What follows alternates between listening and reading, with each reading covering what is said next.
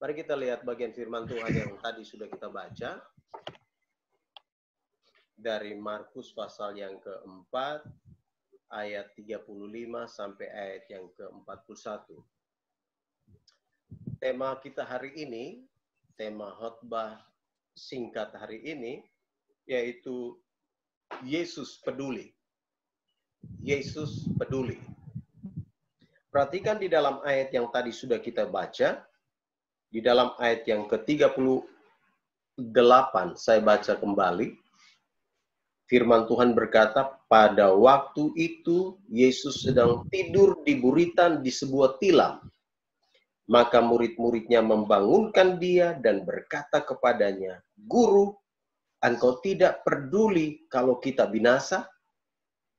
Saudara-saudara yang kekasih dalam Tuhan Yesus Kristus, hari-hari ini kita sedang ada di dalam situasi yang sulit.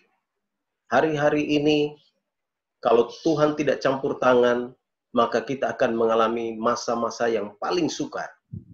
Sebab situasi ini tidak pernah kita bayangkan sebelumnya.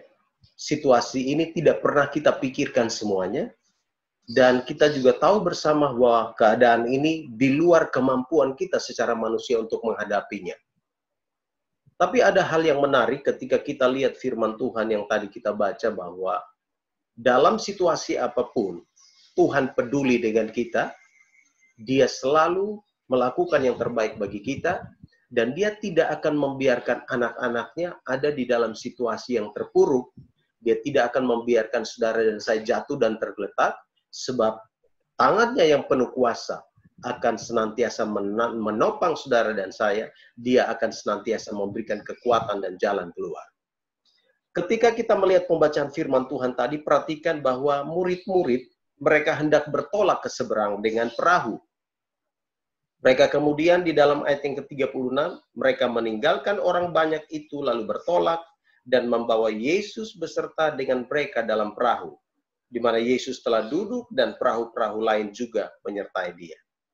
Kalau kita bicara tentang Yesus peduli, maka di dalam bagian firman Tuhan ini kita dapat melihat ada bukti kepedulian Yesus. Dia hadir, dia tidak hanya menonton masalah yang sedang kita hadapi.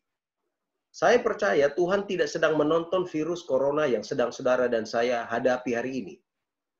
Dia tidak hanya sekedar menonton situasi orang-orang yang panik hari-hari ini. Tetap dia akan bertindak untuk meredakan semuanya. Saya percaya bahwa ketika kita sebagai anak-anak Tuhan berseru kepadanya, meminta pertolongannya, maka dia pasti akan menyelesaikannya. Dan saat ini adalah saat yang terbaik bagi kita untuk merendahkan diri di hadapan Tuhan, untuk menyerahkan setiap pergumulan-pergumulan kita kepada Tuhan, untuk menyerahkan semua situasi kita kepada Tuhan. Dan saya percaya bahwa dia akan meredakan, dia akan membuat semuanya tenang, dan itulah bukti kepedulian Yesus. Pasti kita bisa tahu, pasti sudah kita bisa bayangkan, seandainya kalau Yesus tidak meredakan danau itu, seandainya dia tidak menghardik angin itu ketika perahu-perahu itu atau perahu murid itu sedang ada di sana, saya yakin mereka ada pasti dalam situasi yang sulit. Bisa saja mereka akan tenggelam, bisa saja perahu mereka akan hancur. Tetapi lihat yang terjadi, Yesus menghardik angin itu dan dia berkata kepada danau itu, diam, tenanglah. Mengapa angin dan danau, atau mengapa danau itu tenang, mengapa angin itu kemudian tidak berhembus lagi kencang? Jawabannya satu, karena Yesus berkuasa.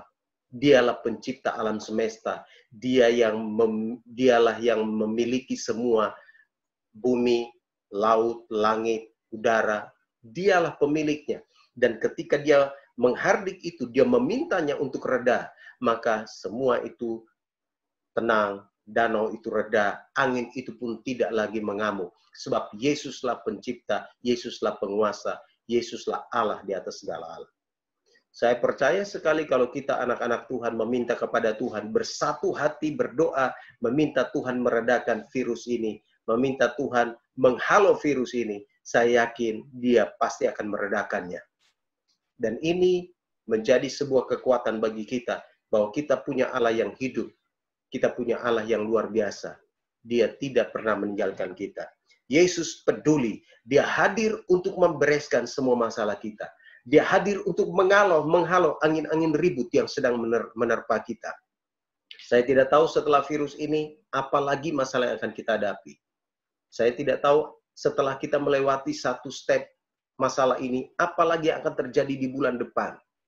Tapi yang paling penting ialah kita punya Yesus. Dia sanggup meneduhkan semuanya.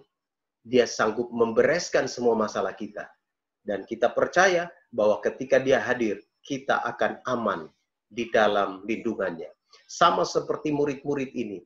Sekalipun air itu sudah masuk di perahu, perahu mereka mulai penuh dengan air. Tapi karena Yesus ada di situ, maka mereka aman.